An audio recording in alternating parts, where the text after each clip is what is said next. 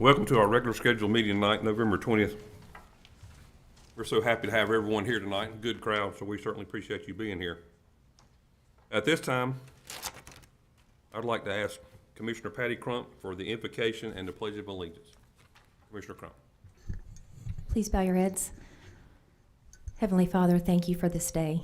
We thank you for this time of year, this Thanksgiving season. This week, as we reflect on the things that we're grateful for, help us to be aware of those around us who are also missing someone at the table. And we just ask that you will bring comfort to everyone and help us to find gratitude in our daily living, in our daily walk. Be with us tonight, Lord. Bless this meeting and give us the wisdom that we need to make good decisions for this county. We ask all of this in Jesus' name, amen. Please stand and join me for the Pledge of Allegiance.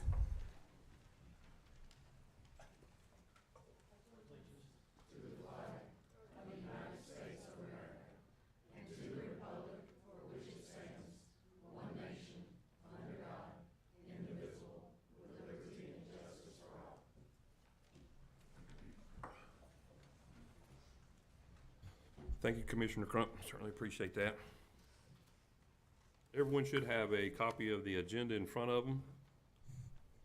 I would entertain a motion to approve.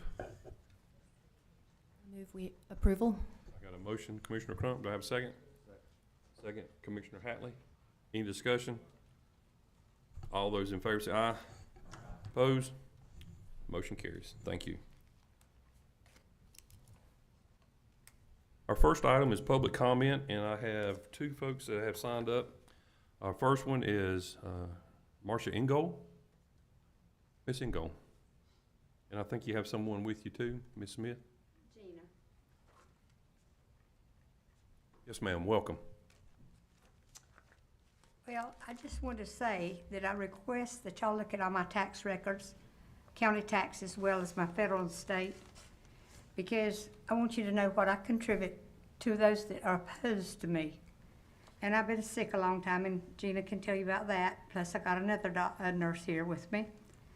And I got my brother here tonight. But I've been sick a long time, but my federal state tax was $6,000 with the filing of it, which was $400. I have a letter from the IRS because I was sick and couldn't file my taxes on time. They forgave me the debt because I always pay them on time. So I have all my visits to the hospitals and doctors showing you that I was sick and I didn't even know that y'all was doing this here about the land. Had I known it, I still probably couldn't have found a land surveyor because it's hard to get one now. But I do plan to get my land surveyed. So I just request that you allow me to have the privilege of what I would have had I not been sick all year and not knowing what's going on. And I have my labs to prove everything, and I see the doctor every 3 months, a hematology report every 3 months. And right now, the doctor says I'm doing good, but I have spent $25,000 on a naturopath doctor because I couldn't take chemotherapy. It almost killed me in 6 weeks. But going to a naturopath doctor, I got better, and you see how well I am now. So I hope you'll consider this, and I just seen my tax for this year at the county was $5,000.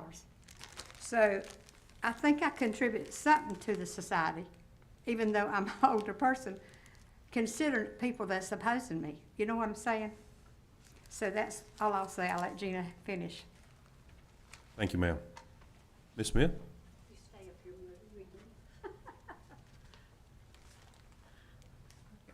We're here in moral support of both of us. So my name is Gina Smith. I'm Martha Ingold's sister-in-law. And I'm also a nurse practitioner. Quite a few of you know me. And I hope you know that I can be trusted as a credible witness about Martha's state of health over the last year and even before. I can attest to all Martha's been through over the past 4 years. She was diagnosed with multiple myeloma. 4 years ago, and we didn't know if she would survive. Then after about 6 months of her cancer diagnosis, 4 years ago, her daughter unexpectedly and suddenly passed away, which was devastating to her and our whole family. She has not really been well since her daughter's passing, as I'm sure you would understand. I'm not sure anybody could be well, really well, after losing a child, much less losing 2 children. And Debbie was her last child living that died 4 years ago. I couldn't. So she has been, like she said, to multiple doctor's appointments. I can't see everybody. Over the last 4 years, but more recently, this year, she became critically ill in March and spent 6 days in ICU and 13 days in the hospital. And a lot of that time, we didn't know that she was going to live. When she came home, she was on oxygen and required 24/7 care around the clock for quite a while. Even though she got better over the spring, in summer, she was not totally well, and she had lots of doctor visits over the summer. As you can see, this is our second visit to y'all. Martha's a very resilient woman, but she's not back to her state of health that she was before all this happened. As she's told you, we didn't know about the zoning ordinance before it passed, and I know I found out since that's been in the works about 2 years. And I asked Bob Rensburg at the zoning board if county residents got a letter like the one sent to her neighbors at the zoning board meeting before the zoning board meeting last week. And he said no, but it was in the Stanley News and Press and it was posted at the Commons. But, you know, not everyone gets the Stanley News and Press. And if they do, they might not see it. And not everyone goes to the Commons. So I know that the ordinance was made for a reason, but if Miss Ingold we had known about it beforehand, we would have found a way to help her get her land divided up before the zoning ordinance passed. I feel as a family member and as a nurse practitioner that there are legitimate circumstances to why Miss Ingold couldn't divide the land before the ordinance passed. You've had a lot of facts before, a month ago or so, before and now. And I know you're aware of the zoning board's recommendation. But I know that the county commissioners have the power or the authority to override the recommendation for the zoning board. So we're respectfully asking that the county commissioners carefully consider overriding the recommendation of the zoning board and grant Ms. Ingold's request to rezone her 4.2 acres of land in the Porter community. This is a time, a week, and a time of giving thanks for things. I'm thankful to God and for my family and friends. I'm thankful to you, the county commissioners, for the community or the services that you provide to the community. And I hope you all have a great rest of the week. Thank you. Thank you, ladies. Next, I have Mr. Bill Sorensen. Mr. Sorensen.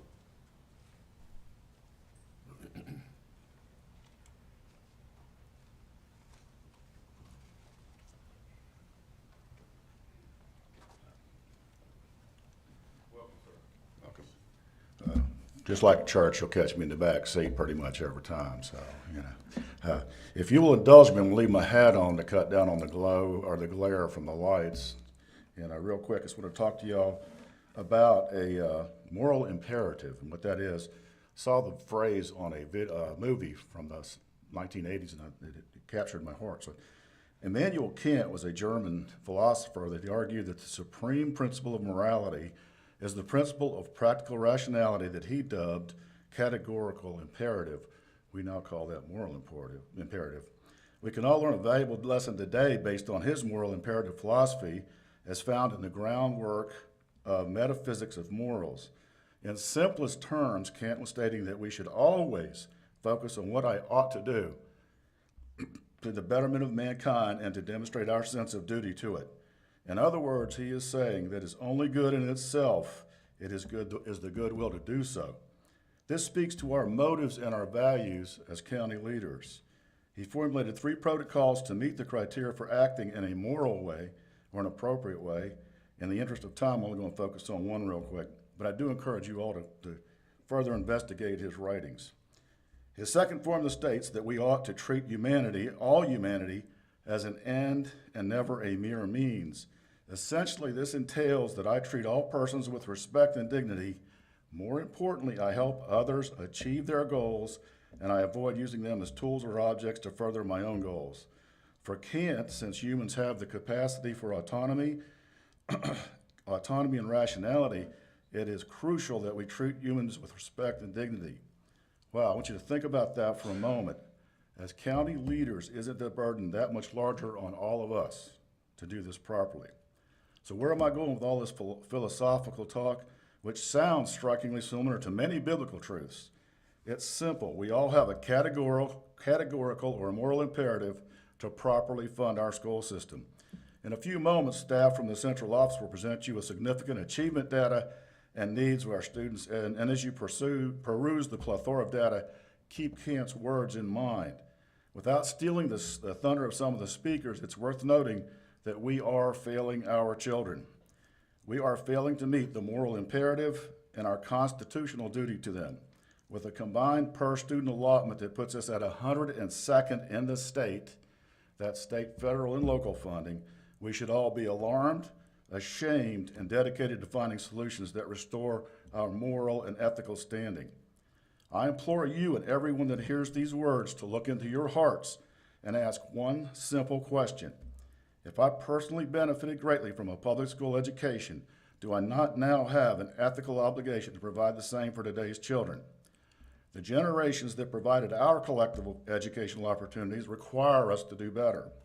Our successful lives require us to do better.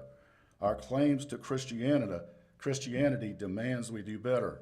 It is a moral imperative. Thank you. Thanks, sir.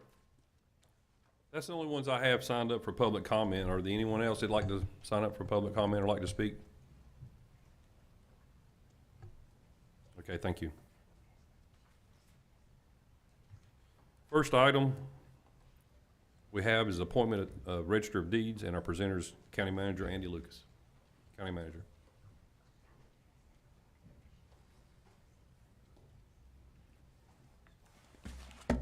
Thank you, Mr. Chairman. The item before you this evening is the appointment of the Register of Deeds. There was a vacancy in the office of the Register of Deeds that occurred on November 1st. Per General Statute 161.5, there's a prescribed formula or method for filling that vacancy. The Executive Committee of the Republican Party, local Republican Party, has made a recommendation, and per the General Statute, the Commissioners shall appoint the recommended person from that committee to fill the vacancy of the Register of Deeds. That individual is Jenny Helms, and she's been recommended by the Executive Committee of the local Republican Party to serve the unexpired term until December 2nd, 2024.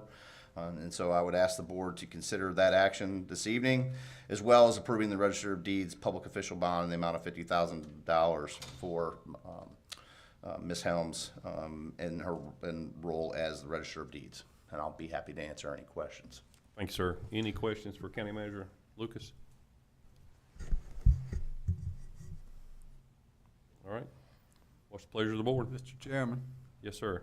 I would Commissioner. like to make the motion that we approve the appointment of Jennifer Hayes Helms as the Register of Deeds until December 2nd, 2024.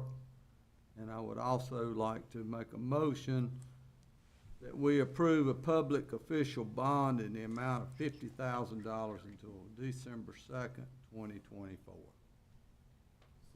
All right, I have a motion and a second by Commissioner Hatley. Any discussion? Yeah, I just want to make a quick comment. Yes, sir.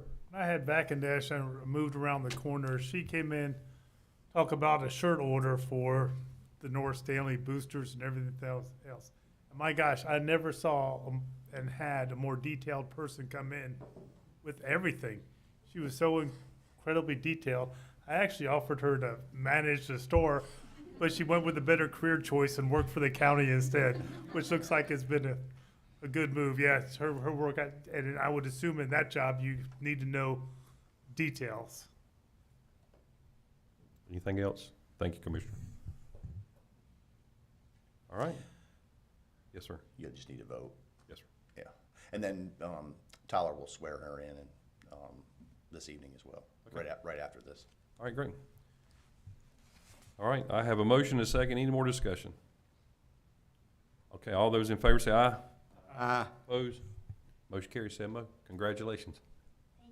I think you want to come up and get sworn in now, so if you want to come up and bring your photographer with you and your husband, and looks like you got a whole row there of Register of Deeds folks, so. I'll turn away from the camera. You will raise your right hand. Yes. Okay. I'm not good at raising my right hand. Put your right hand on the Bible. Right on the Bible? And Okay. raise your left hand. Okay. Okay. Do you, Jennifer H. Helms, solemnly and sincerely swear that you will support the Constitution and laws of the United States, that you will be faithful and bear true allegiance to the state of North Carolina and to the constitutional powers and authorities which are or may be established for the government thereof, that you will endeavor to support, maintain, and defend the Constitution and laws of said state, not inconsistent with the Constitution of the United States, to the best of your knowledge and ability, and that you will faithfully discharge the duties of your office as Register of Deeds for the County of Stanley, so help you God. If so, state I do. I do. Okay. Do you, Jennifer H. Helms, solemnly swear that you will faithfully and truly, according to the best of your skill and ability, execute the duties of the office of Register of Deeds for the County of Stanley, and all things according to law, so help you God? If so, state I do. I do. Okay, congratulations. Thank you. You can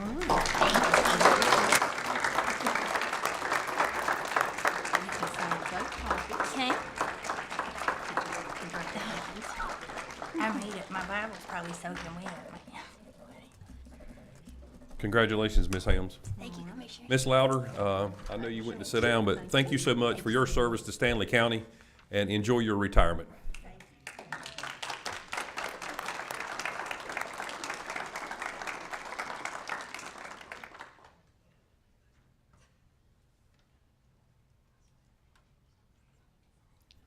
All right, at this time, item number 3 is the Stanley County School presentation. Our presenter is Dr. Dennis. Dr. Dennis.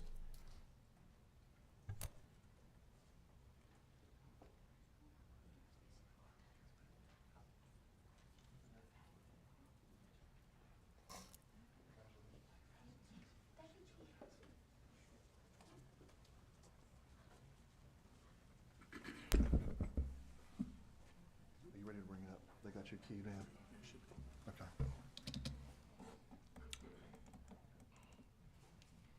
Make sure if I get it talking.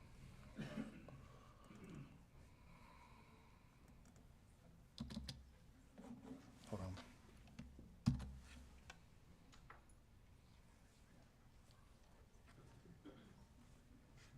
I need a password. Technical difficulties. Oh, is it? Let me get you. There it is right there.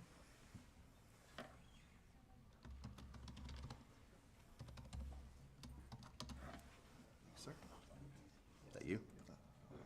Yes, right there. This one here? No, Or no, this one here? Yeah. There you go. Thank you. I want to to thank everyone, all the commissioners for the invitation tonight. It was articulated to me by the county manager, Mr. Lucas, that you would like the school system to come up and present school performance grades, also how we rank with the school or the state accountability model, and also looking at opportunities where there are areas of improvement and opportunities in what we're going to do as far as initiatives, programs, and what they may be to help increase student achievement in Stanley County schools. If there's anything else I missed, I apologize. With me today, I've got several people that are going to help with the presentation. First is Mr. Tim Hatley. He is our Director of Testing and Accountability. Next is Dr. Eric Johnson. He is the principal at Central Elementary School. Also have with me Mr. Lynn Plummer, who is our Chief Academic Officer, and Dr. Sandra Carter, who is our Assistant Superintendent of Human Resources. So we had a lot of slides. We really tried to trim down, just for time, that we're explaining a lot of different stuff. I know there was a lot of edgy speak in here, so if you need us to slow down, we will. What we try to do is give representation with charts and colors other than just getting into a bunch of raw data and getting really slugged down into minutia. So if at any time you need us to stop and help clarify something or help explain something, please do so.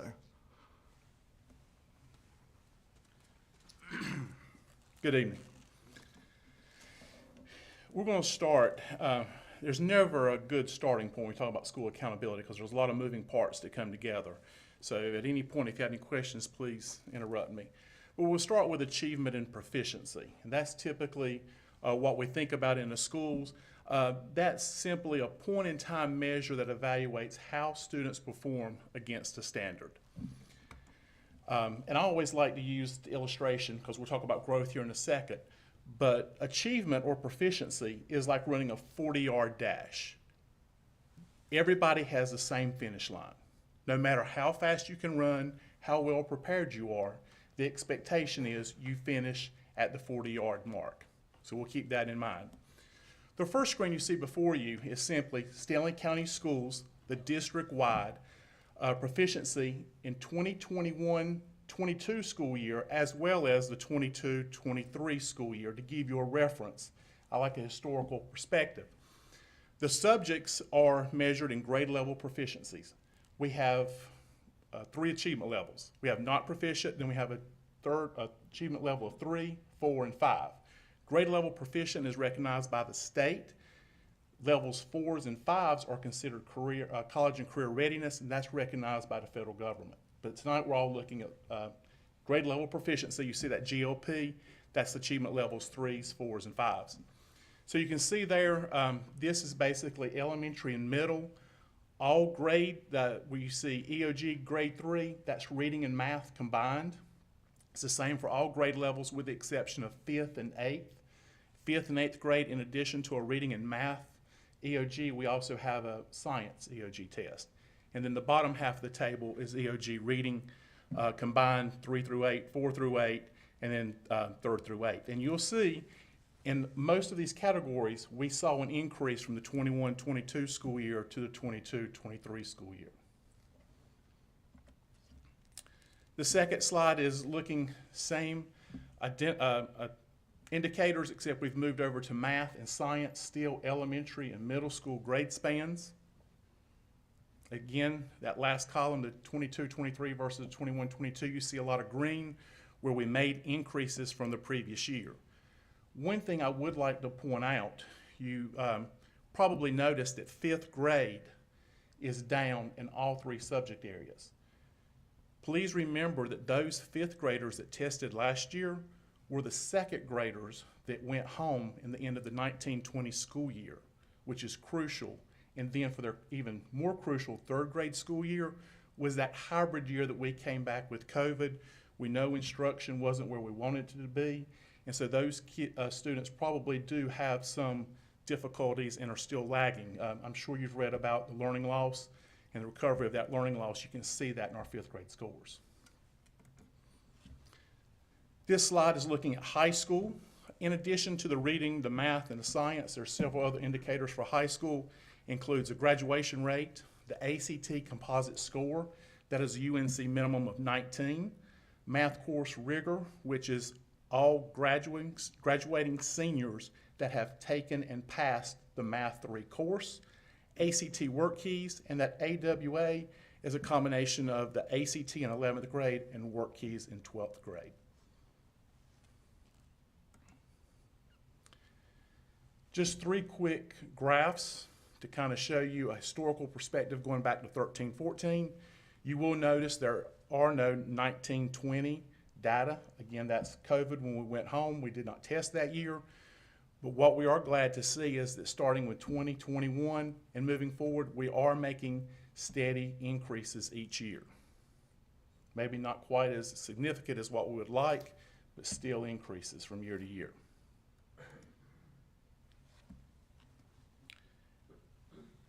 That was district data. Now to take a quick glance at some school data. And what we've done here is anywhere you see a shade of green is where we have greater than 50% proficiency at that school, at that grade level, at that subject. The darker the green, the higher the proficiency. That darkest green, that is a proficiency of 70% or greater, which is ideally what we'd love to see. And you'll notice Locust, Millingport, and Oakboro STEM, all lots of good dark green, which we're very proud of. Aquadale, Baden, Richfield, lots of green as well. Then we look at our middle schools. The same premise here. Anything shaded in green has a proficiency of greater than 50%. Again, Oakboro STEM and West Stanley Middle School, 2 of our better performing middle schools. And then looking at high schools. The same premise there, the darker the green. I will point out that if you look at SEC and STEM, is Stanley Early College and Stanley Early College STEM, very high performing schools. In fact, those are the highest performing high schools in all of Stanley County.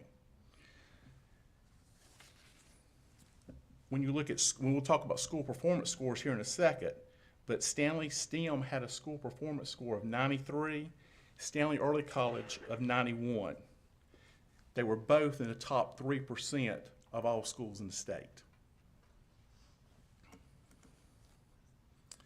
And this is just kind of a rare celebratory screen with the fireworks. Typically, testing and accountability people don't see a lot of color in our presentations. But you'll see highlighted there, Stanley STEM had 32 students this past year that tested in biology. All 32 were proficient, 100%. That's a rare occasion in the testing world. So we celebrate Stanley STEM's accomplishments in all areas, but especially in biology this past year. Now we're moving to growth. I said performance, achievement was that 40-yard dash. We're still in a race with growth, and we're still trying to get to that finish mark, but it changes from student to student. Growth takes in consideration your testing history, where you've been, where you are now, and that adjusts where you need to be. I always like to use an illustration. If you have someone that makes standard yearly growth, makes as much growth as they're supposed to from year to year, then you're looking at a growth of 0. And so someone entering 4th grade should be at the end of 4th grade at the end of that year. But you have a student who, could be numerous reasons, has fallen behind, and they don't make a standard year's growth. Let's say they only make 3 months of growth each academic year. By the time they're in 5th grade, they're only performing at somewhere in a 2nd grade level. So when they move to 6th grade, you can't expect that student to run the same 40-yard dash and be proficient with 6th grade standards at the end of that year. So what growth measures is that student, as long as they continue to make that 3-month progress, then they've met the growth for that student. What we hope to do is those students that are behind, that we can show greater growth and hopefully get them caught up with the other students and reclaim a position where they need to be. So this is growth. Anytime we talk about growth, we always talk about blue, green, and red. Blue signifies that you exceeded expected growth. Green, you met expected growth. And red is you did not meet the growth expectations. This is our schools. We do not have a district growth index. That is only issued to schools. You see the red, the blue, and the green. The index beside of it, you'll notice the right-hand corner, anything exceeding expected growth has an index of 2 or higher. To meet expected growth, you have an index somewhere between -2 and a +2, and did not meet expected growth is anything below a -2. Unfortunately, 55% of our schools did not meet growth. That's something we're addressing, something we take very seriously.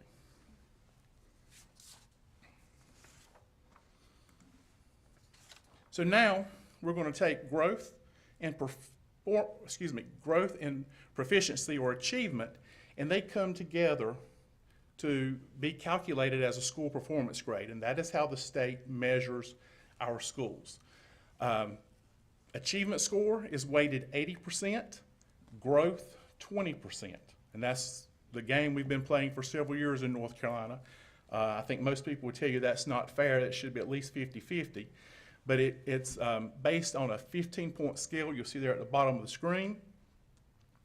Just real quick, elementary and middle schools, that 80% comes out of your reading and math assessments, English learner progress, if we have enough English learners at that school, which we only typically have 2, as well as that 5th and 8th grade science assessment.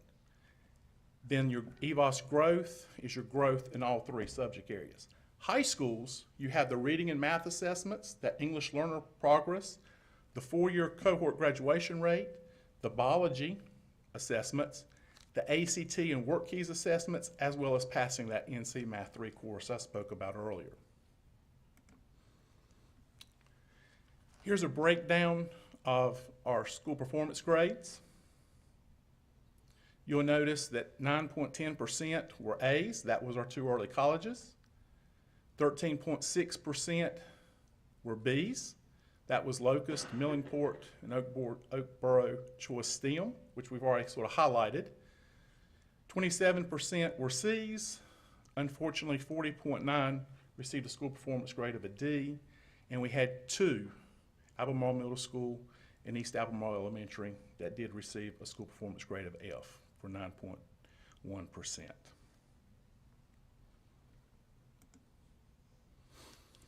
Again, I like historical perspectives. We do not get a district school performance grade. That's only issued to schools. So this is a Tim Hatley calculation here, but what I've done, I like historical perspectives. I went back to 13-14, all the school performance grades for all of our schools, and it's a simple average at the bottom. That's as close to a district measurement we can get. And you will notice the graph to the right, we're consistently in between 66 and 57-ish range. Unfortunately, this last year was our low tide mark at 57.91, but still in that C range.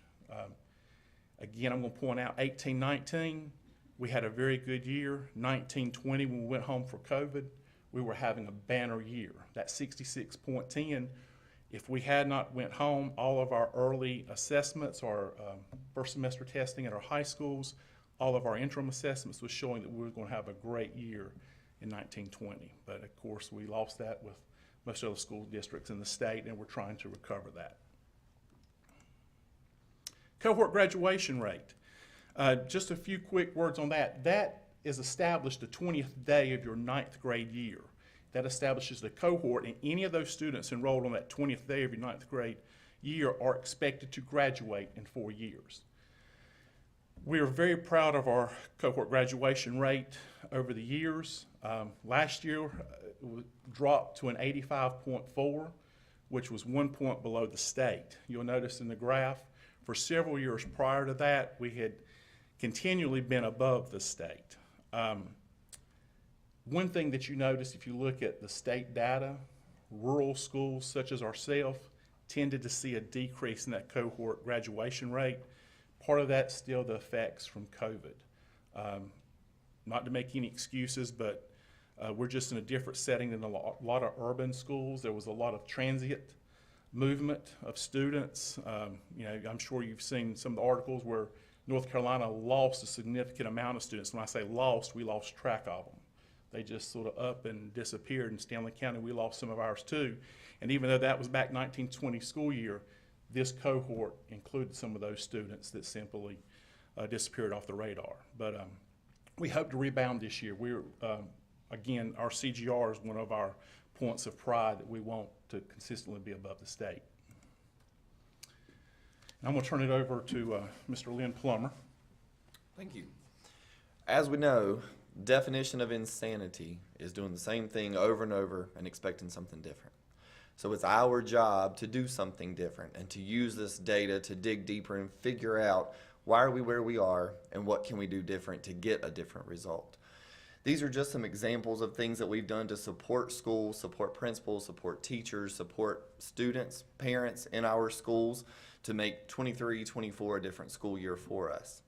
We have enhanced our curriculum guides that we provide for teachers to lead them through the year and pace out their curriculum from 1 month to the next, 1 quarter to the next. We've got a lot of teachers who are lateral entry teachers, residency teachers, beginning teachers who are new to what they're doing and they're refining their craft. So these curriculum guides have given them more support into the resources and how to find how to teach, what the things that they can be doing with their students rather than just being a bare bones and opening the door for them to go do that. We've given them that support from the get-go, a little more than we have in the past. This state has afforded each district a state-funded early literacy specialist. So she works for DPI, but works in Stanley County schools every single day to support elementary literacy. That's her big initiative. So she's in and out of elementary schools. We're at a school all day today, working with the principals, working with assistant principals, curriculum coaches, supporting teachers in their meetings and their professional development to make sure that we are doing best practices. What is instructionally best for these students to be able to learn to read? We have maximized our class time for our students and really tightened up schedules to make sure that every minute does count, finding initiatives to make sure that we're not losing time in between classes, we're not taking time away from reading and math and science instruction along the way, and at the same time giving time back to principals. We've had a lot of times that the state through COVID has put us into new professional development opportunities, which are great for our principals to go in and lead schools, but at the same time, they can't be a leader if they're not there. So we found ways to tighten up what we're doing when we have meetings with them and have them out of the buildings to let that all happen on one day versus pulling them out of their buildings several times a month. We're doing it once to give them time to be at the school, be in the classrooms, be there supporting teachers and students along the way. We're finding ways to support principals and their schools with growth in their own school. We are bringing back something that we did pre-COVID called QAI, Quality Assurance Inventories, where we have teams that go out into schools to see what quality things are happening, what suggestions, what recommendations can we give you to help support you to get you to that next level so that we can see something different this year than what we've seen before, and giving people within our schools opportunities to get in other schools, what can they take away from there to take back to their own schools along the way. And always we're on the lookout for ways that we can help support our teachers and be able to recruit and retain them and get the best in Stanley County. Yeah, I want to add one more thing. I did an anecdotal dive into one of the schools and looking at their data, and then looked at as they matriculated to the high school. One thing we realized is we really have to have a pointed focus on the rigor that's being taught in the school. And the reason being is you would see kids who have been on honor roll for a long time who had never once been proficient on a test. And I'm not saying the test is the end-all be-all, but if you're in the 30th percentile your whole time, yet your honors classes are yielding you being a student, there's obviously a discrepancy there. There's not a matchup in the understanding of the curriculum and the understanding of the standards and how it's being taught and actually what it provides on the assessment. And the last part. And obviously, what we hear from our staff when they are leaving us is finding ways to be compensated more for what they're doing. So we are trying to be strategic and find those ways to recruit and then obviously retain teachers. It doesn't do us any good to have a teacher for 6 months or for a year. We want them to come, we want them to stay, help them grow throughout so that we have them from year to year.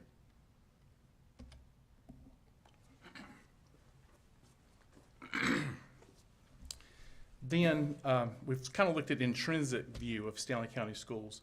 I always like to look at the surrounding districts, and we're in a unique situation because to our west we have Cabarrus, Union, and Mecklenburg counties, three of the larger school districts, and then to our east we have Montgomery, Anson, and Richmond. And I don't intend for you, this is a lot of data points, but what I've done is I've highlighted, and you'll see SCS, Stanley County Schools, the first column, and then each of our surrounding districts. Wherever you see green highlighted, we outperformed that district. Our achievement was higher than that district's. And as you can see, it's a very clean and clear divide. We outperformed Anson, Kannapolis City, Montgomery, by and large Richmond, and Rowan Salisbury. But then Cabarrus, Charlotte Mecklenburg, Davidson, and Union outperformed us. Then, looking at some of those same districts, we looked at the 2023 local school finance study. And I know there's dozens of different studies, reports you can look at for funding, and I acknowledge that. This is just something the accountability typically uses, the local school finance study. And even though it's a 2023 study, it uses finance and ADM, average daily membership numbers, from the 2021 school year. So there is a slight delay there. And if you notice, looking at our neighboring counties, according to the local school finance study, that Stanley County is closer to the bottom. And again, I'm going to go back to this screen, and even though we're at the bottom of the financing, of the money, we're still sort of outperforming. Some of those districts that are receiving more local appropriations, and that's, something that we're proud of. I hope we're doing more for our money than a lot of our neighbors. So, but I'm going to turn it over to Dr. Carter now. She's going to talk a little bit about the teacher with that. Yes, while we're very excited about outperforming the districts that you see in green, part of continuous improvement is to look at the other districts that are in white and, find the root cause of why perhaps they outperform Stanley County Schools. And one of the reports that we look at is the North Carolina, or NCDPI, report of the teaching profession that they do yearly and present to the General Assembly. And inside that report, there's drill down data for each district on the mobility rate for teachers.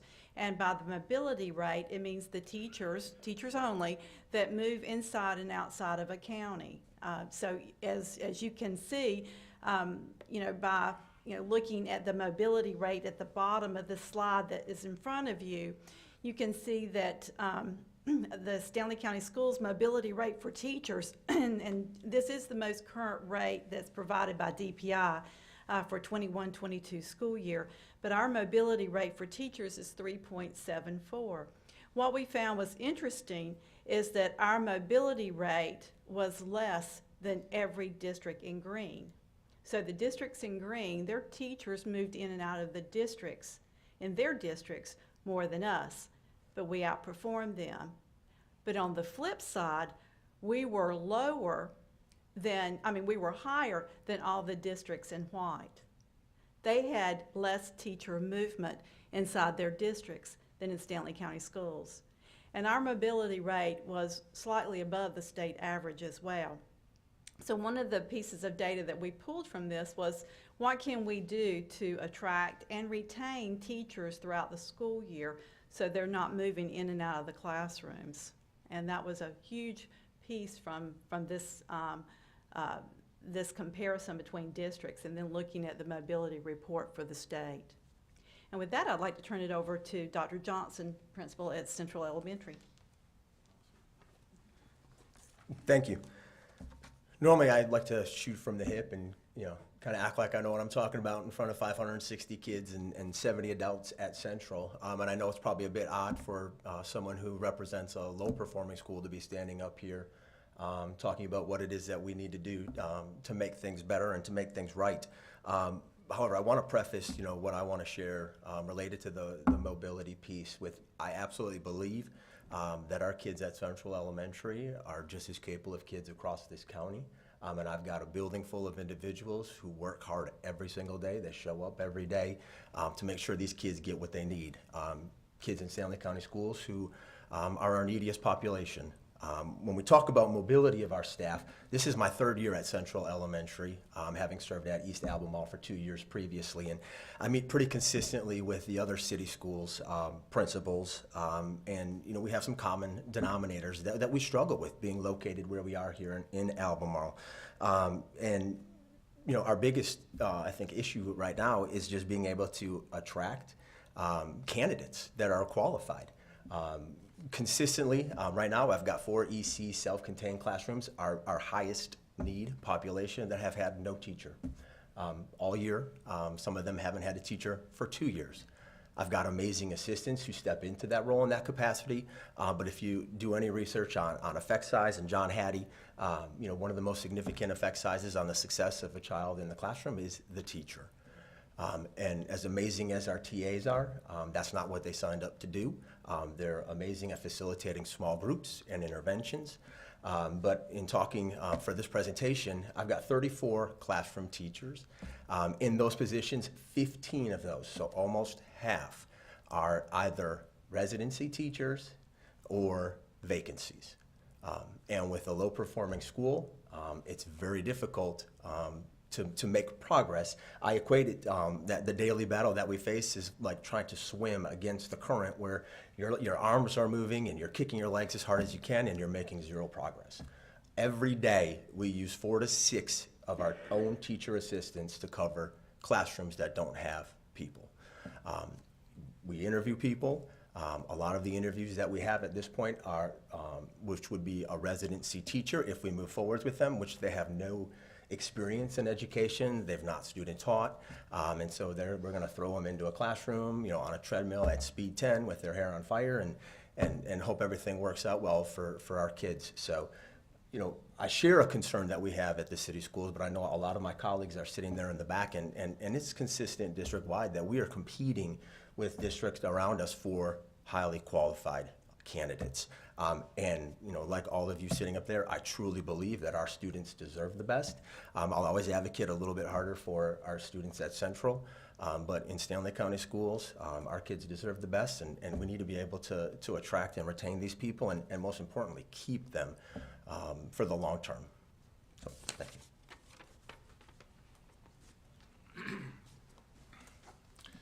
Just 2 more slides. We looked at neighboring districts. What I also did was I looked at that 23 local school finance study, and Stanley County ranked 84th. And I looked at comparable districts, 5 above us and 5 below us. And you'll notice that there's only a discrepancy of about $105 max either way. And then what I did was pull the same data looking at achievement, proficiency scores. And it's pretty obvious because on to the left are those districts that had greater funding than us. To the right, those districts with lower funding.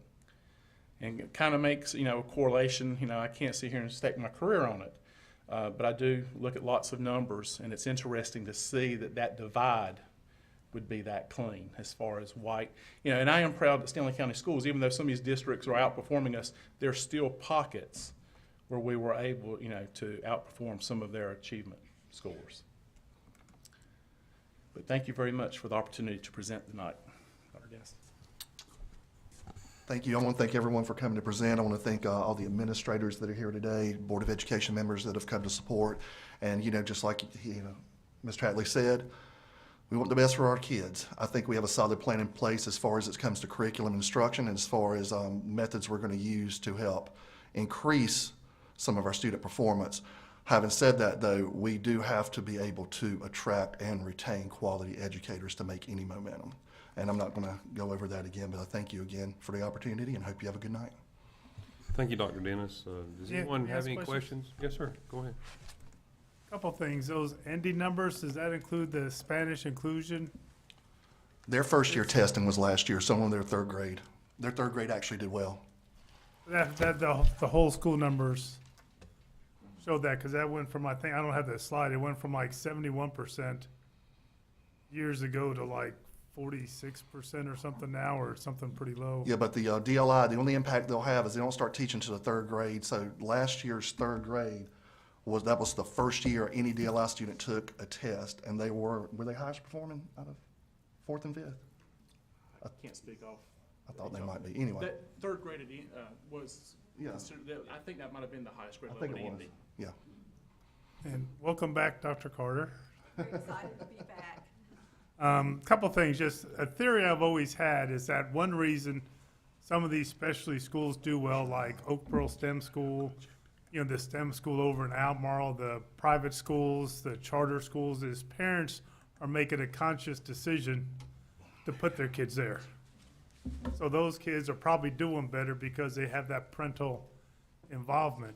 And I'm just wondering if, for example, this is just a thing, if we didn't have that STEM school over at Albemarle High School, if those kids went back to that regular school that they're supposed to be, would that uplift the school scores, or would it lower the education level of the, that's just a thought I was having while you were explaining that.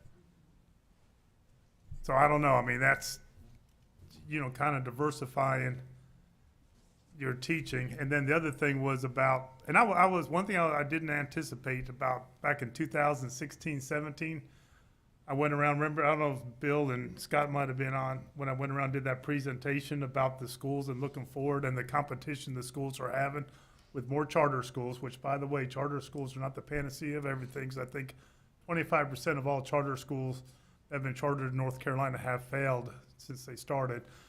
You had more, you have more charter schools, you have more homeschooling, and now what I didn't anticipate or project was all the money going to all the vouchers going to religious private schools. And what that does, and I think, I haven't looked at a study of this, so you have more opportunities for kids outside of the school system for kids to go to school. And that just dilutes the product, and I wonder how many teachers have left the system to go to the private schools now that those private schools are getting vouchers. They may get, you know, the private schools have more money to spend now, and I wonder if they're recruiting teachers from the public school, you know, to go to those schools. That's just a comment I had. Nice presentation. Thank you. Thanks, sir. Mr. Chairman, Yes. I do have a question. I don't know, it's maybe a couple months ago when the grades were released, the one that really shook me up was and I don't know what you call it, it's seniors. I guess they take a test at the end of the school year that tells whether they're job ready or not. And you may have shown that in these slides, I'm not sure. But my question is, what are we doing, because the grades were below state average. The grades from the most current year, 22, I guess, was down from the previous year, 21. And naturally, I understand COVID. But, I mean, that really concerned me when I saw that our students, I wished I had the report, I don't have it, but I think it was Yes, sir, I believe in the you're 50 range. we're referring to the work keys. And what that is, that's an assessment that, as Mr. Lahan explained, our seniors take that have qualified to take it. I wish it was a universal administration, but it's not. You have to qualify to take the work keys by taking a combination of CTE classes. And I'm not going to make any excuses, but one thing, I believe we're in the third year of the Perkins 5. It was a reestablishment of the laws that dictate CTE funding and who takes the test.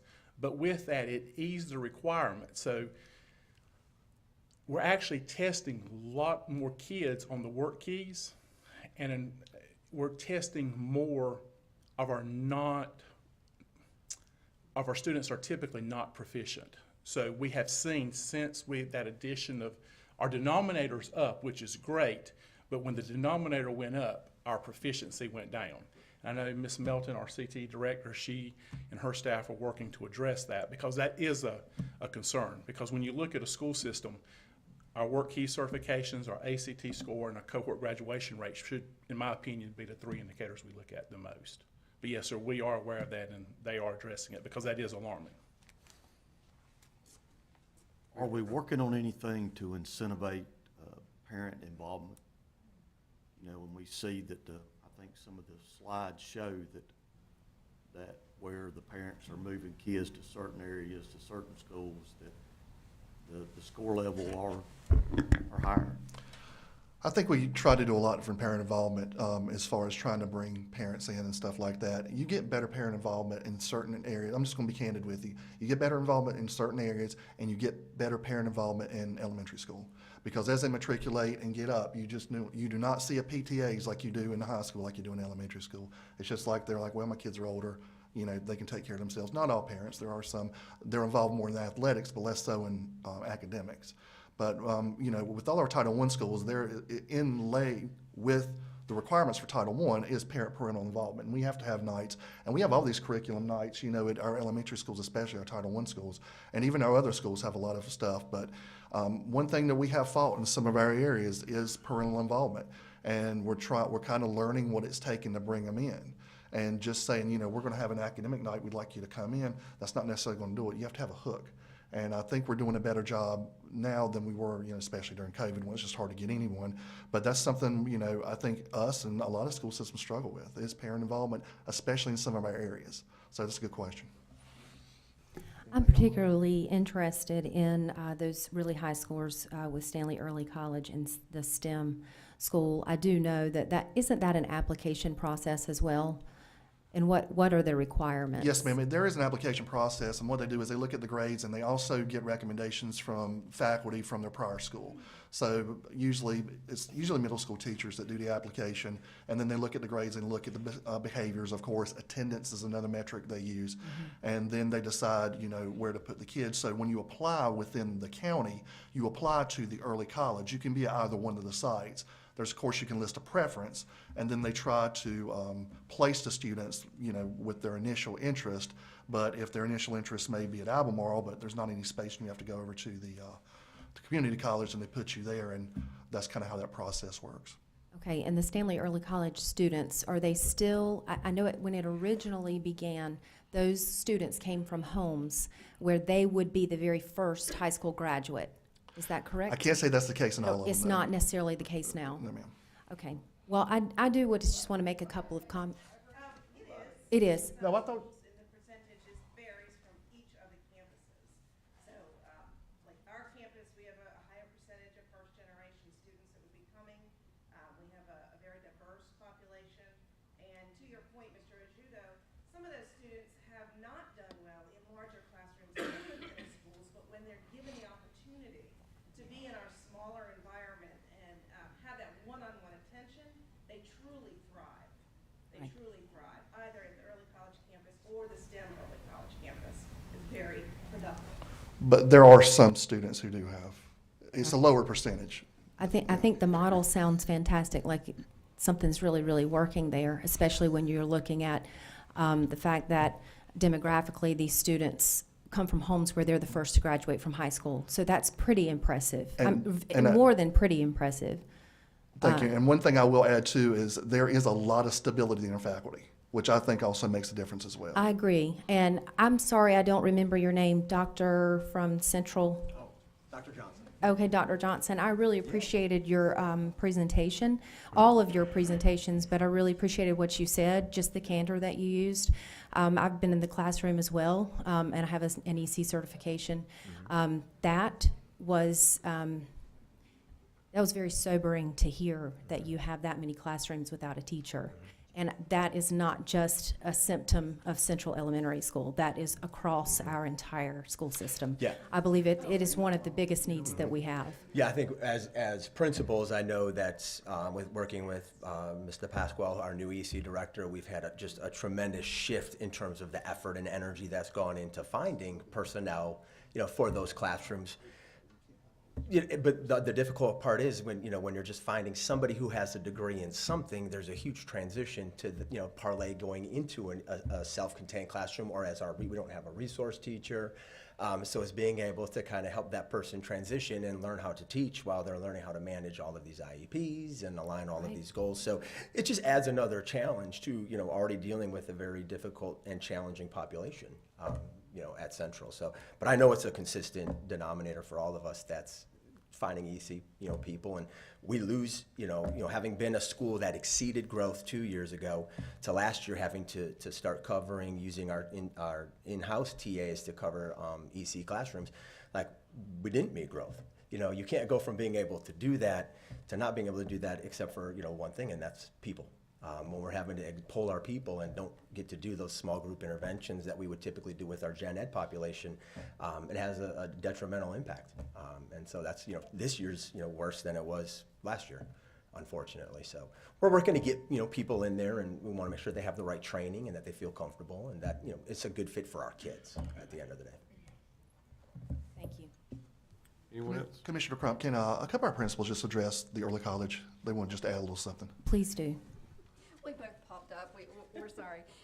I just wanted to say that the percentage of first-generation students is 80%. We do our best to have 80% of first-generation students. And then for Stanley County, the other 20% comes from, I'm going to say AIG, but students who need accelerated learning. And we do have an application process, and we take writing samples, we interview the students. They come to us knowing that they're going to have to work hard. They know what their model is. It's explained to them. Both of our schools have, we don't have a lot of turnover in our staff. We have a steady staff, which makes a difference. And one of the largest factors, I think, is our small class sizes. So we don't have a lot of mobility, and we have small class sizes. And they know that they have to work hard. They know that they have to meet the expectations, or they're not continuing in the program. And during that interview process, as you said, you asked, well, what if STEM went to the rest of the schools and the high schools? The majority of our students, when asked why do they want the early college experience, they said, because we just want to be in an environment where we can focus on what we're being asked to learn. And as you've heard, with the teacher turnover and the expectation of instructional assistants to cover classes, that becomes difficult. They do the very best they can, but they're still trying to teach, and not something, as they said, they do every day. So that is an opportunity for them to come to an environment in which they can be their very best. They are not always your top students, but they're your hard workers. They're gritty. They want to get in and see what they can do, and they're given that opportunity to do so with a steady staff and a supportive staff. And they do. They thrive, and we're very proud of that. And there is a high level of rigor, especially incorporating absolutely. College classes and stuff like that, and that pays dividends. What schools are you ladies principals at? I am the principal at Stanley STEM Early College. And Stanley Early College on the community college campus. Thank you. Any more questions for you? I just got one more thing. Yes, sir. Commissioners Lawhon and Barbie and myself are on the facilities committee with you guys, and I think we've been making some progress recently, but we don't really talk about, you guys are the ones that make the curriculum and everything else. That's y'all's things. We try to work on the facilities the best we can. But I have a question, since this is about the education opportunities for the kids. Spring of last year, you had 383 students enrolled at Albemarle High, 770 at West Stanley. Do the kids going to Albemarle High School at that high school have the same educational opportunities as those kids in West Stanley, the same opportunities, the same class choices and everything else as those kids at West Stanley High School? Opportunities and class choices can look a bunch of different ways. It can look at, as far as the availability of a class to be taught at a school, it's there in our course catalog. And it also depends on if we have a certified teacher to teach it.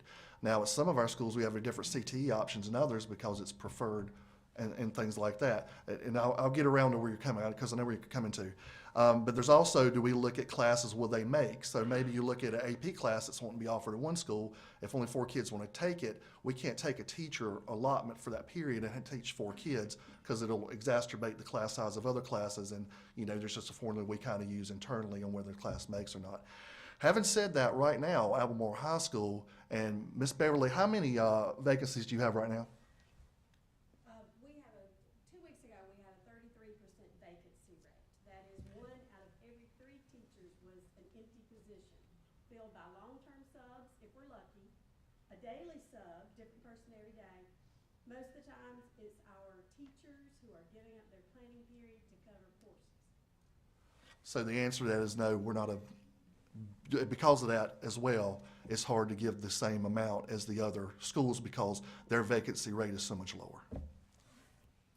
And I'm not criticizing, I'm just saying these are realities that we have to deal with. I'm teaching at Anson High now, and they just passed, they're gonna spend $41 million to build a new middle school right there on the land where the high school is, and trying to get efficiencies and stuff like that. And we have the same problems there with long-term subs also, so it's a common thing, and I appreciate everything y'all do. And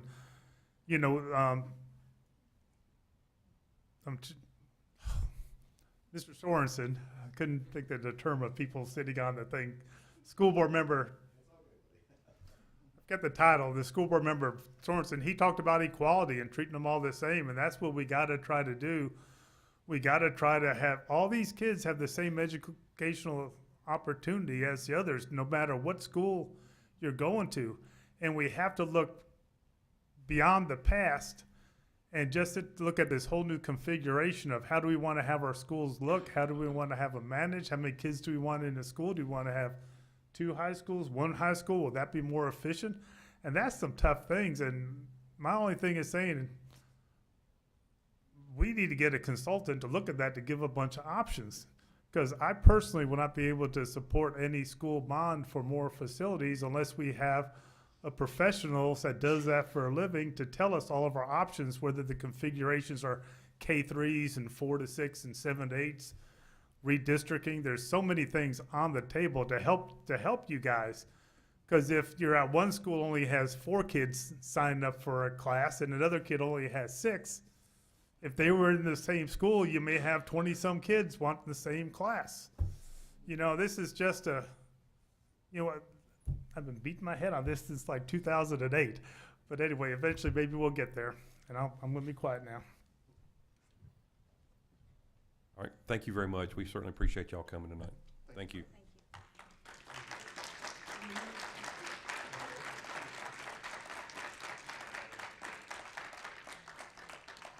And Andy, would it be possible if we got that presentation sent to us? There was a lot of numbers on there that, yes. Yeah, I can download it from there tomorrow morning and email to you. Okay, please. There's just a lot of numbers. It was hard to take in all of it. Our next item is the department head presentation, EMS, and Mr. Dale Chandler. Mr. Chandler, you still with us back there, sir?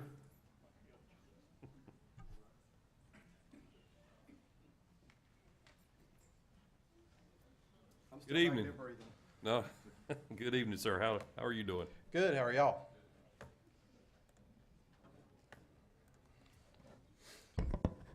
Out of my face, I'm a little bit loud when I talk anyway, so I don't want to hear myself echoing. So I'm here tonight to present on EMS, what we are, what we do, and all the goods in between. So EMS is part of emergency services. We're part of the department that's a multidisciplinary and multi-tiered department. It encompasses emergency management, EMS, and of course the fire marshal's office. Within EMS, we have 3 different divisions. So we have our emergency division, which responds to those 911 calls when they're placed for injuries or illnesses. And within that, we have our special operations group as well. And then we have the non-emergency transport division that basically is interfacility things or transporting people back home to doctor's appointments, things like that can't really go by traditional vehicles or wheelchair vans. And then, of course, we have our community paramedic division. Within that, we have the CP peer support, and then they also participate in community engagement and our public relations from there. Also, within all three of our divisions, we have training groups that are tied to each unit. One thing that we're very proud of is our training team maintains its own credentialed educational institution through the North Carolina Office of EMS. So we can't offer initial like emergency EMT classes, paramedic classes, anything like that, but we can teach our own continuing education to maintain our credentials. And there's a lot of work that goes in on the backside of that to be able to maintain that own education institution, which most EMS agencies are not. They rely solely on their community college, which we teach alongside as well. What is EMS? Of course, everybody knows EMS is who you call when you're injured or sick, and they show up after you call 911. Our roots started in Stanley County back with the funeral service. When they figured out that it was bad for business to take grandma to the hospital in the hearse and then come pick her up a little bit later, it was kind of a bad business model. It was privatized after that, and Stanley County took over in January of 1989 and has been maintaining the county's EMS system ever since. Within EMS, you have three different credential levels. You've got EMTs, which is our base level. Advanced EMTs, which is kind of a dying breed. There's very few of those in the state of North Carolina anymore. And then, of course, paramedics. And, you know, the profession itself is more than just a taxi ride to the hospital. They are field clinicians. They perform life-saving skills and anything from stop critical bleeding to just being that counselor or that ear in the back of an ambulance on the way to the hospital. A little bit of data about our system. For the 2023 year to date, we've had 12,778 calls for service. At this time frame last year, we were at 11,863, so we've seen roughly an 8% increase in our call volume over the last year. Response time, this is one of the two that I'm very proud of the guys and gals out in the field. We have a 7-minute and 18-second response time on average within our county. The industry standard for a rural EMS agency is a 10-minute response time. We consistently stay well below that. And to put a little bit of comparison on that, Cabarrus County is more of a metropolitan system, and they have an average response time very similar to us, within 10 seconds or so. So our guys and gals get out the door and get to these calls rather quickly. Our en route time for the year to date is 1 minute and 3 second average. And a little blib at the bottom, the bulk majority, over 50% of our calls have a 30-second or less en route time. Where that average gets kind of skewed is our interfacility stuff that they may be gathering paperwork or things like that before the trip. So that kind of skews the data a little bit. So less than 30-second response time is very impressive for a 24-hour agency that works 24-hour shifts.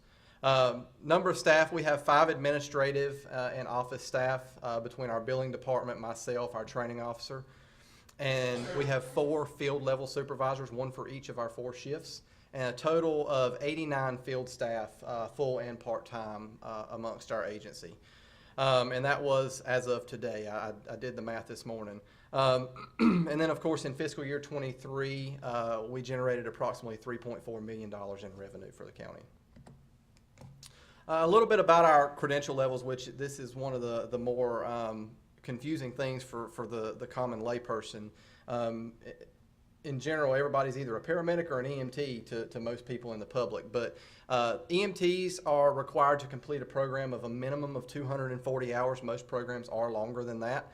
And it takes roughly 6 months to complete, generally just because these classes are taught at night. They maintain a scope of practice that's set forth by the North Carolina Office of EMS and the North Carolina Medical Board. They are responsible for understanding, memorizing, and knowing 21 different medications that can be given orally, intranasally, which is like we give Narcan quite a bit up through the nose, and of course by injection. And they are also responsible for understanding and being able to perform 36 different procedures. So BIAD airways are the blind insertion airway devices if somebody's in cardiac arrest, tourniquet application for stopping those severe bleedings, and of course childbirth is an EMT basic skill. So, you know, it's one of those things that the paramedic doesn't want to do, so it gets passed off to the EMT if at all possible. So I've done one in my career, and that was enough.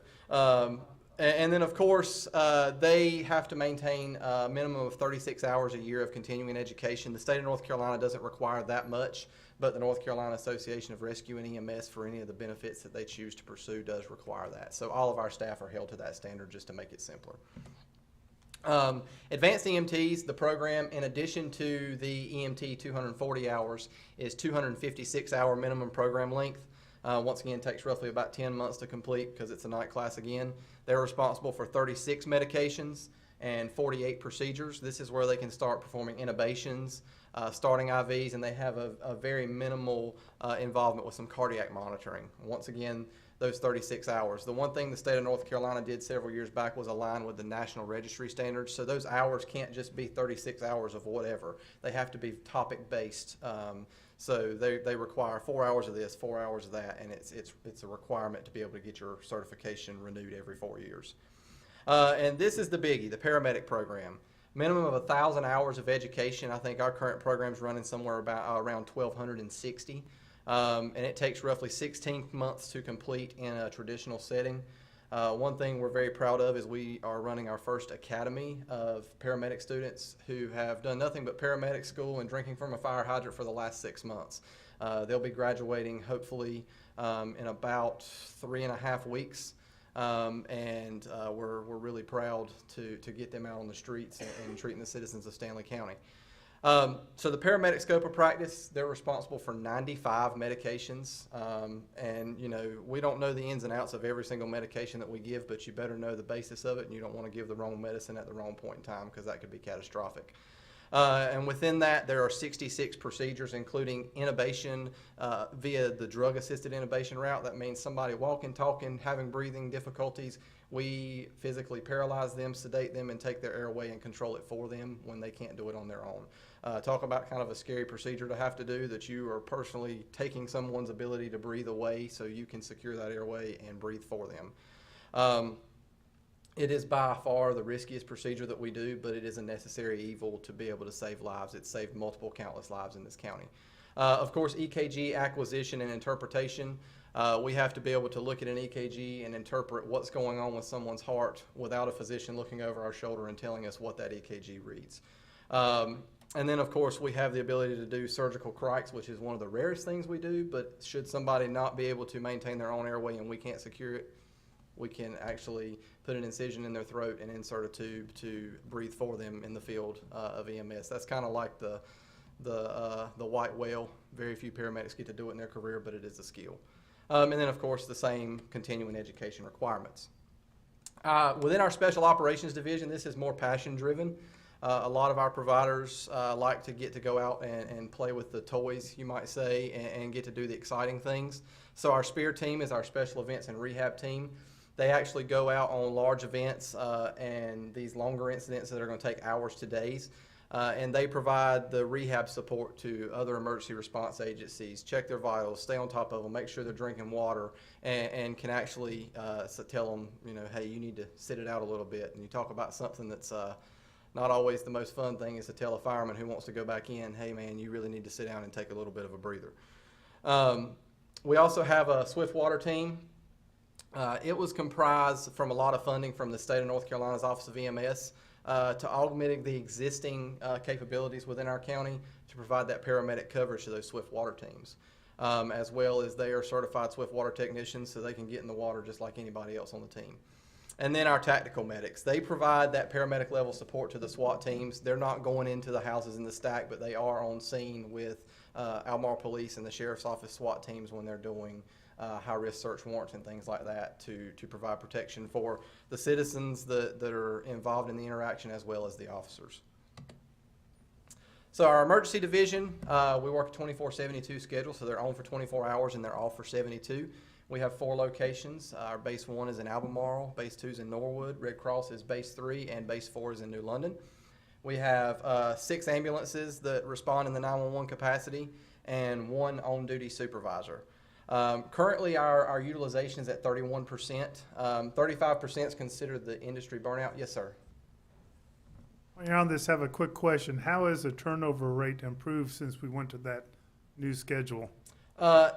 we saw an increase. I will say that EMS turnover is very cyclical in nature. There's constant changes in the industry. The 24/72 schedule was a great recruiting tool to begin with. We're seeing kind of a trend in the younger generation doesn't prefer 24-hour shifts. So it's just we're going to have to adapt with the times eventually. We're not quite there yet. But I hope it's after my career to have to fight that bear, but unfortunately it probably won't be to look into the 12-hour shift model. So we are definitely a busy 911 agency for our size. And of course, we have innovative protocols and equipment to provide for the cutting edge treatment of the patients in the county. Our non-emergency division is a fairly new concept to us. We're still learning the ins and outs of it. But it alleviates some of that non-exciting stuff on the 911 division that your typical EMS provider doesn't like to do, and it gives the opportunity for a lot of newer people that are getting into the profession to kind of get their feet wet before being kind of thrown out there and into the wolves and having to deal with high-speed, stressful encounters. They assist in transports from patients to doctor's appointments, back home, discharges from the hospital, but we also have that unit to assist in hospital-to-hospital transports. So if the local hospital can't provide the care and we have to take them to a higher level of care, that unit's there for that as well. We do have some plans along with our medical director and 911 to expand this unit to alleviate some of the burden on the call volume. This is probably one of our less busy units. To alleviate and run some lower acuity calls within our system to get them more exposure into the 911 side before, of course, going from 0 to 100 really fast. And then the one you all are probably the most familiar with is our community paramedic division. It's kind of what we like to refer to as the Swiss Army knife of EMS. It's the catch-all. It does everything that doesn't really fit the traditional 911 setting. We started off with grant funding to pursue the opioid epidemic, which was kind of an off-label use for community paramedics in its time. And there were a lot of staff that had a lot of knowledge and were very talented and was able to grow our community paramedic program into kind of a model CP program for the state. But we also see patients who are discharged from the hospital with disease processes that are a high risk for readmission, so your sepsis, your COPD, strokes, any kind of cardiac surgery, because the best place to heal is at home. And of course, their goal is to get these patients home, get them healing to where they won't end up back in the hospital. And then of course, they connect patients with resources that they need to have a quality level of life. A lot of bigger healthcare entities have community paramedic programs, but nobody's going to know Stanley County other than as good as a Stanley County community paramedic. They know our resources, they know our locality, and they understand what our patients need better than big corporate medicine. Of course, our CPs are staffed 24 hours a day. Most agencies only staff during peak hours or during daytime. We found we were missing a lot of overdose patients in the middle of the night or late in the evenings when we weren't staffing 24 hours, so we moved them to the same schedule that our regular paramedics work. And we're seeing more patients later at night and even early in the morning. Our Suboxone dosing has increased quite a bit over the last year, and we can attribute that to some of we're able to get with these patients before they have to go to work during the day, and they're able to get these doses before previously the CP wouldn't have been on duty by then. So that's been helpful. And then, of course, we have one peer support specialist that works 5 days a week during the standard office hours. But along with that peer support role, she's kind of we basically refer to her as our in-house social worker. She's able to connect these patients with these needs that aren't really particularly a medical thing, but maybe getting rides to and from appointments or tracking down Meals on Wheels, things like that to get these people fed, and not just the opioid side of it. She's able to help even our elderly population meet these needs that they have as well.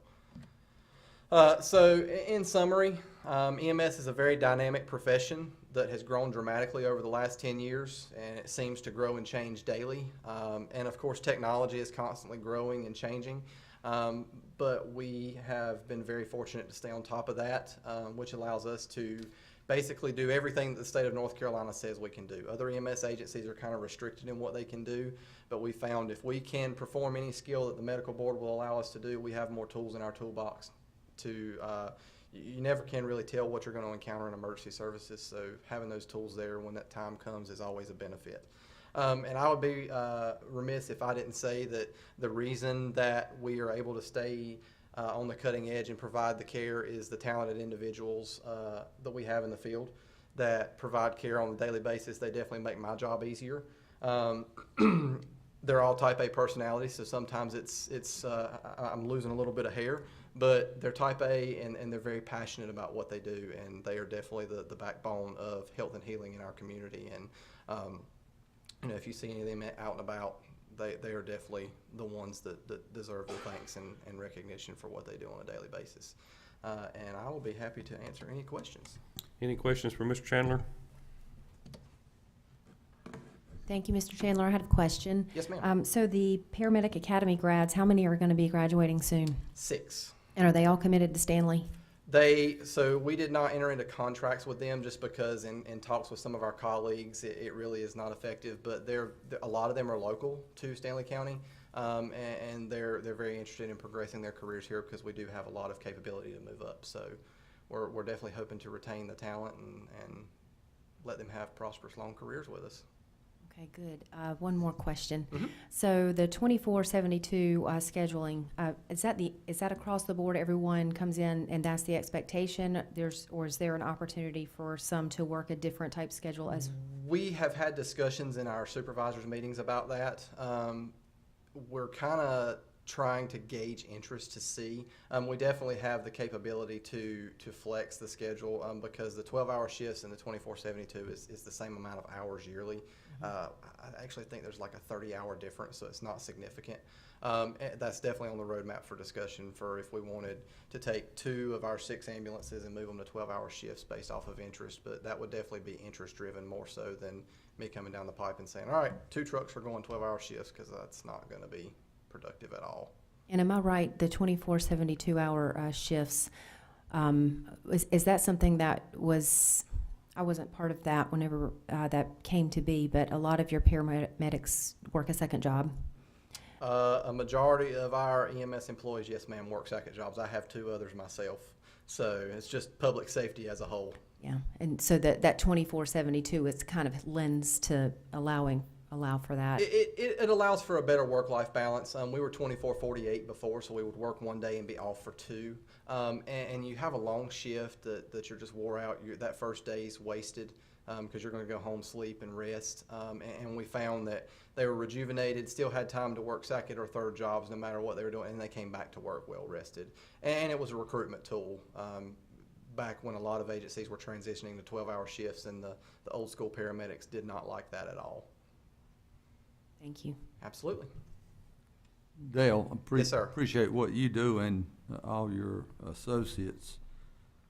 What kind of call volume do you get from midnight till about 6 o'clock in the morning? So our call volume from midnight to 6 o'clock in the morning is obviously our least amount. I would say, guesstimating, it's anywhere between 8 and 15% of our call volume. Our busiest times of day is between the hours of 2 p.m. and 11 p.m. So we are busier during the day than we are at night.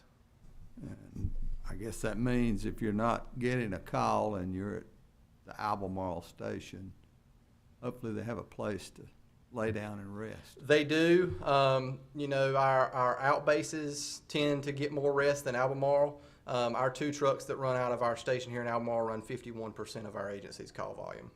So they are definitely the ones nobody wants to go work. Fortunately, our relief supervisors were working that truck permanently. We're trying a little bit of a rotation thing to give them a little bit of a break. And believe it or not, they are begging me to go back to that permanent assignment. So I guess we're going to let them get what they want. Dale, we certainly appreciate all and the EMS department does. And Mr. Rourke, I see you back there, so we appreciate you guys, and thank you so much for all that you do for Stanley County. Absolutely. Thank y'all. I know we're almost near the finish line, but I'm going to take a 5-minute recess.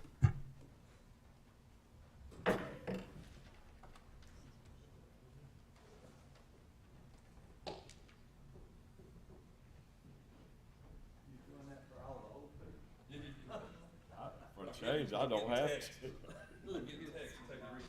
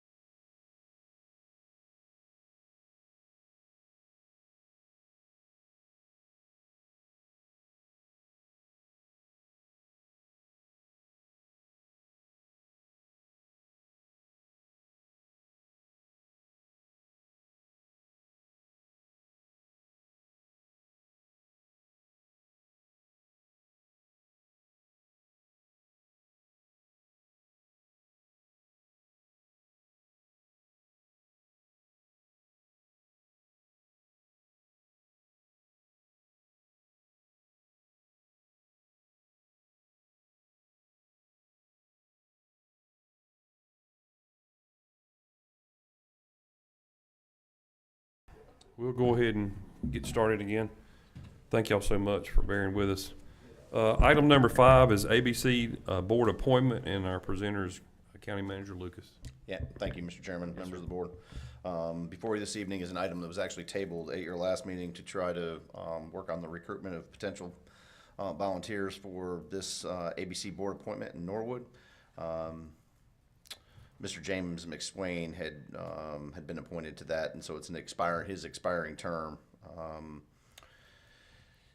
Due to him moving out of the county, he's no longer is eligible. So this appointment will be from January 1 of 2024 to December 31st of 2026, and I believe there are 2 applications for consideration in your packet. I think there was one in the packet, and then I think Tyler emailed you a separate application earlier this morning. Yes, sir. I'll be happy to answer any questions. Any questions for County Manager? All right, hearing none, what's the pleasure of the board? Mr. Chairman? Yes, sir. I'd like to nominate Derek Lambert. Derek Lambert. Anyone else? I'd like to nominate Mike Hatley. All right. I would say anyone else, but that's all who we had, so. All right. Y'all ready to vote? All right, hold on.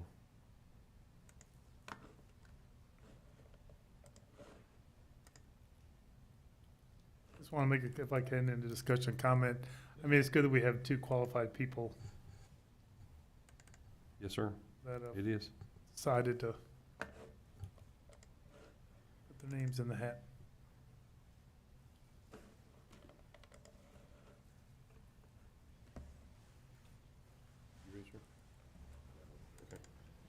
All right, all those for Mr. Lambert, please raise your hand. 1, 2, 3, 4, 5, 6. All those for Mr. Hatley?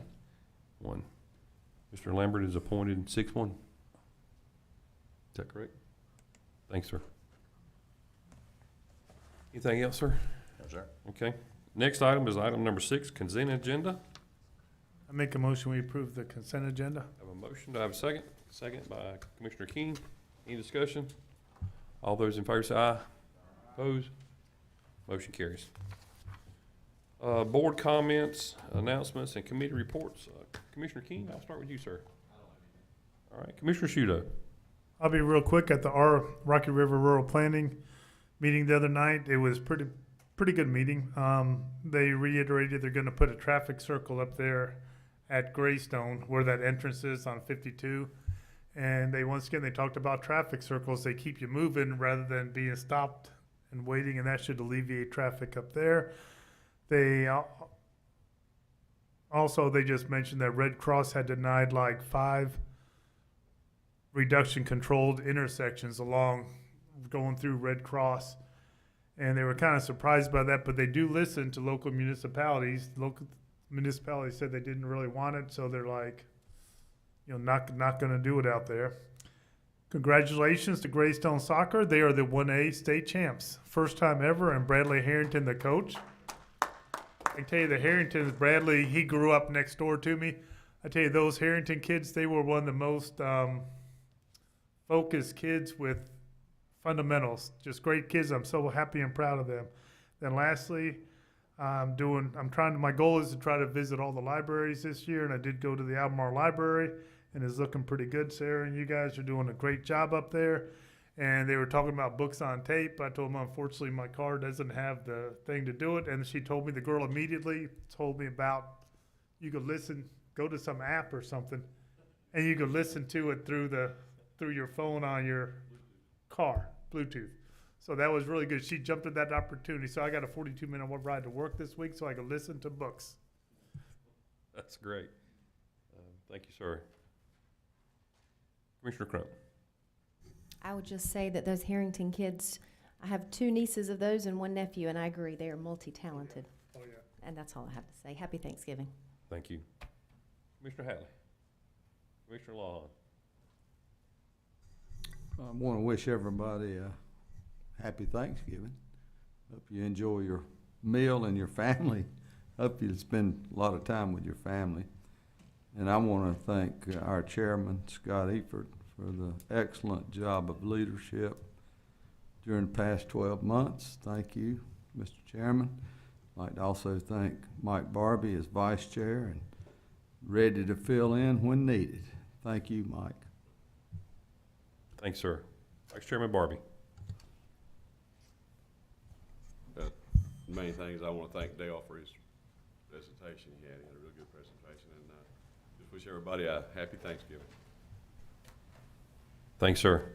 For Mr. Lawhon, I was going to say something about your birthday, but since you were so nice, I'm not going to say anything. Go ahead and pick on old people. No, that's okay. Again, hope everyone out there has a happy Thanksgiving. Commissioners, I hope you have a happy Thanksgiving. Enjoy your families.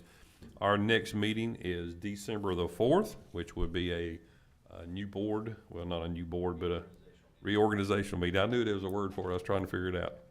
At this time, I would entertain a motion to adjourn. You could wish me a happy birthday before you do that. Well, I told you happy birthday yesterday. 1823, is that when you was born? Or no, I'm sorry. 1816. And I make the motion for adjournment. Second, Commissioner Shudo. All those in favor say aye. Opposed? Thank y'all. Y'all have a good evening.